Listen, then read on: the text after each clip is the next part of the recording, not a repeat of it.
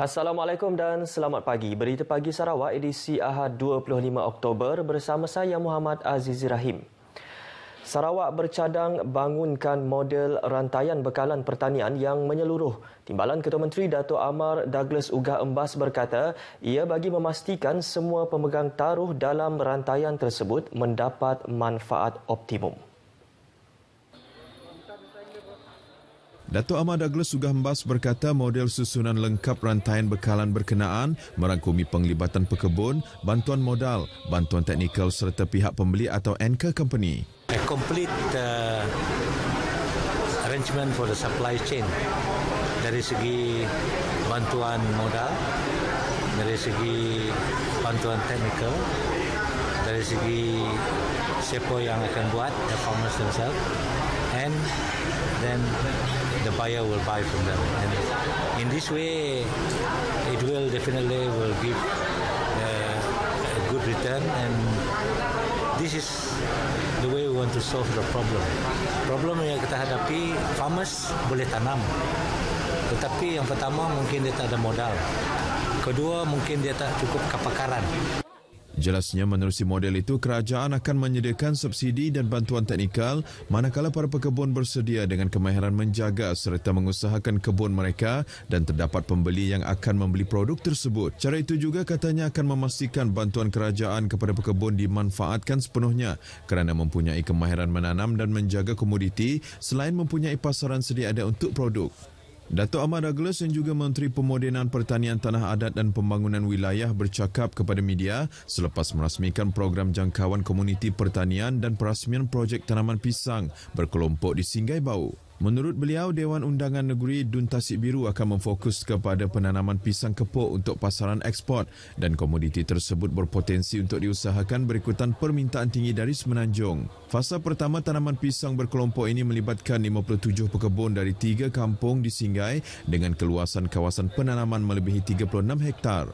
Peruntukan RM1 juta juga diumumkan bagi membolehkan projek tersebut dipanjangkan ke kawasan lain di Dun berkenaan. Pada majlis itu, Dato' Amar Douglas turut menyaksikan majlis menandatangani memorandum persefahaman MOU antara syarikat pembeli agro Kenyalang dengan ketua-ketua kampung Daun Ngori, Kampung Senibung dan Kampung Tanjung Bawang bagi pembelian hasil pisang projek fasa pertama ini. Dalam pada itu, Dato' Amar Douglas yang juga penasihat unit hal ehwal agama-agama lain UNIFOR turut menyampaikan geran berjumlah RM1.1 juta kepada Adun Tasik Biru Datuk Henry Ginep untuk diagihkan kepada 10 institusi keagamaan di bawah Dun tersebut.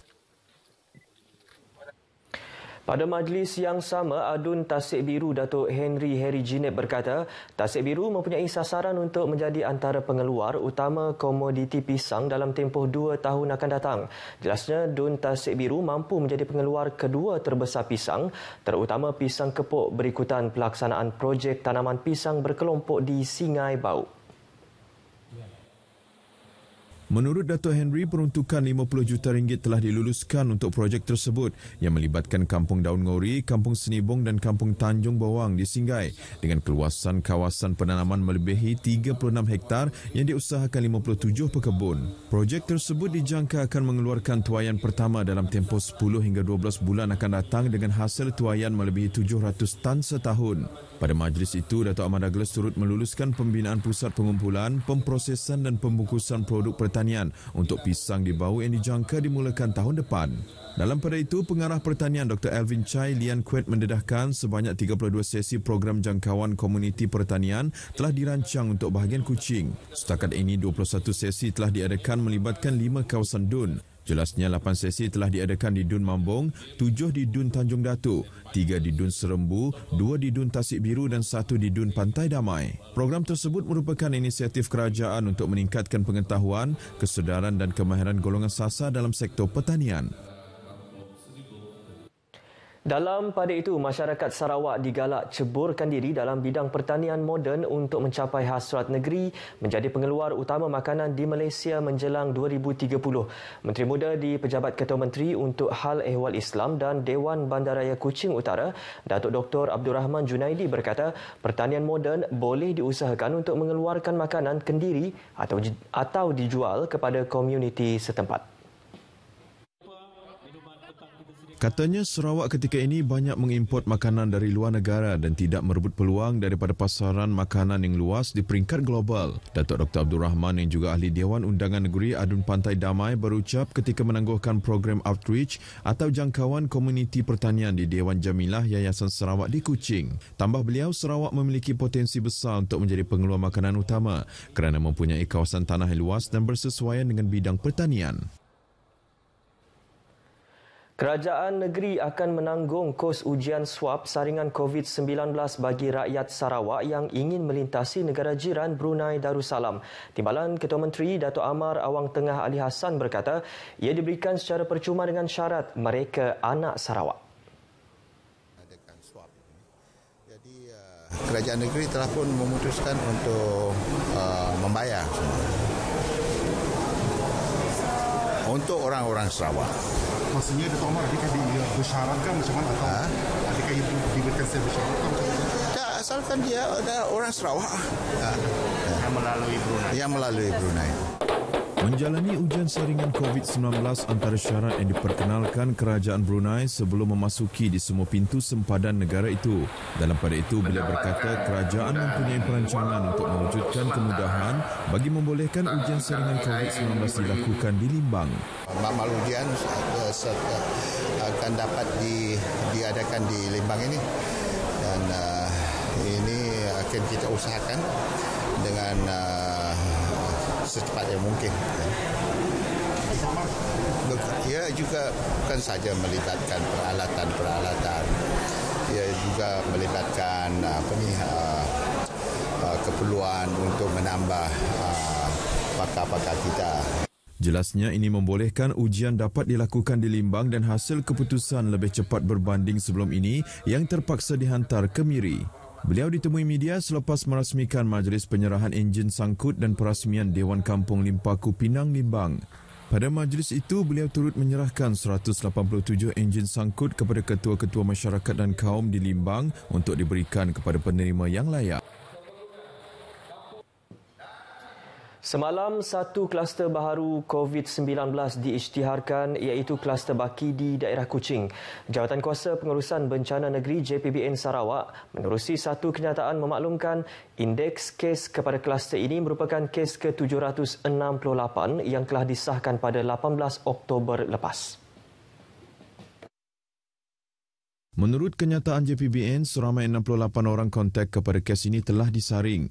Satu daripada kontak tersebut ialah kes ke-770 yang telah didapati positif COVID-19 pada 22 Oktober lepas dan tiga lagi kontak iaitu kes ke-774, 775 dan 776 didapati positif COVID-19 pada 23 Oktober.